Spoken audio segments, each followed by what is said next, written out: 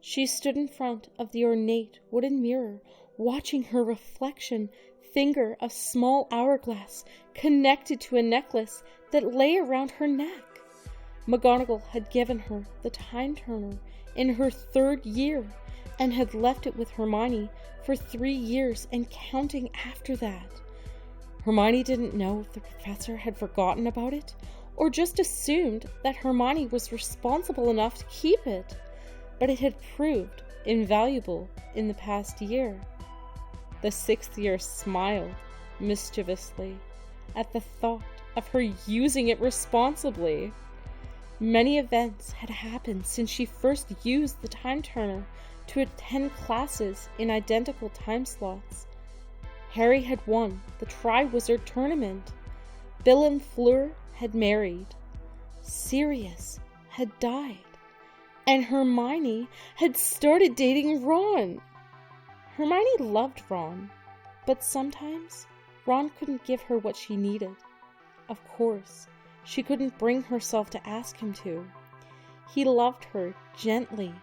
He was considerate, and he was a perfect gentleman. Any other girl would have begged to have Ron as a lover.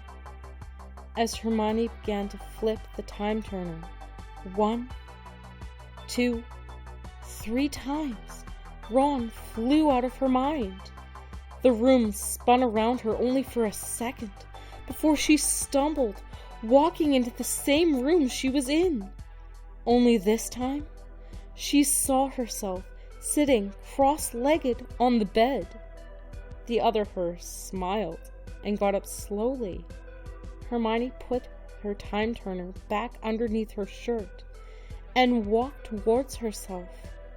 The 2 girls looked at each other, only for a few seconds, before Hermione took hold of the other and shoved her unmercifully against the chest of drawers.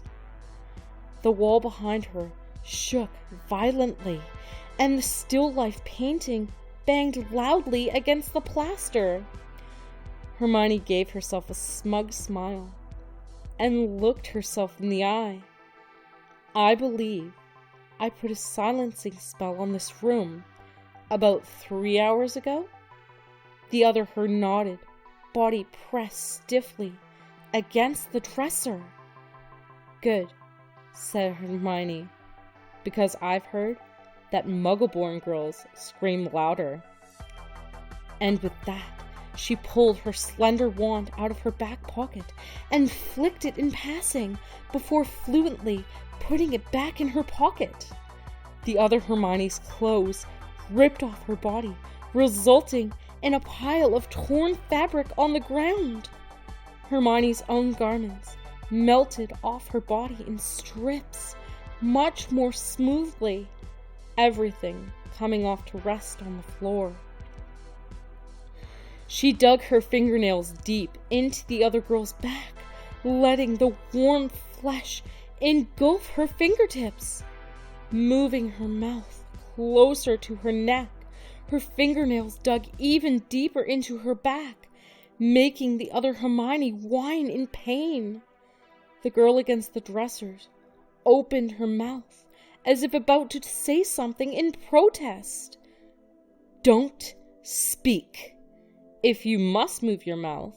Hermione put her hand on the other girl's head and pushed her downwards until her jaw was in line with her crotch.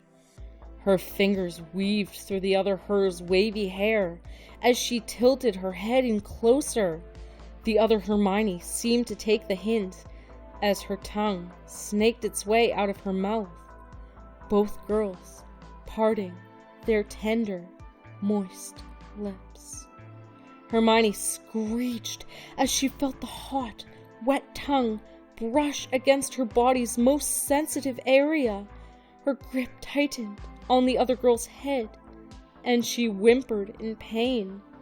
"Shut the fuck up," Hermione breathed, forcing the other girl's head closer to her crotch. The girl on her knees began to suck and nibble, and soon Hermione felt as if she was going to explode. One hand clutching the side of the dresser and the other clutching the other Hermione's head.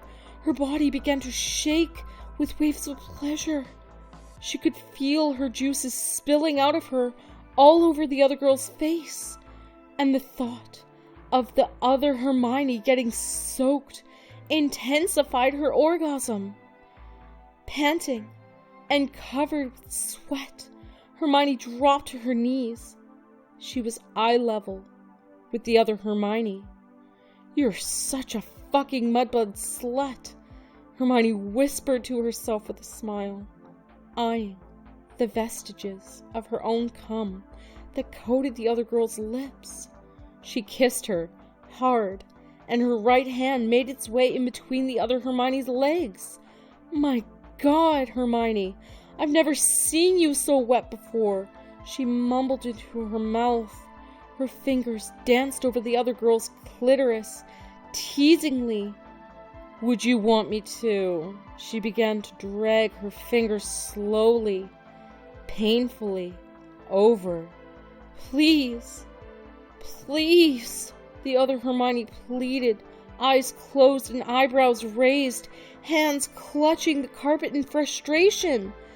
Hermione pushed her 2 fingers into the other girl suddenly, forcefully. She sat straight up and whimpered, legs twitching slightly. Hermione continued to push upward with her fingers until the other girl had no choice but to stand up. Her fingers still inside, she guided the other girl to the bed and pushed her down on the sheets. She wrestled herself against the bedpost and pushed her hands behind the post, conjuring up a rope. As Hermione tied the rope painfully tight over her wrists, she could see dark red lines beginning to appear on her own wrists, staining the threaded indentations that decorated her skin like a bracelet. She winced at the pain of the 3-hour-old wounds as she tied the rope tighter. Soon, it would be her turn to be on the bottom. Hermione smiled at the thought.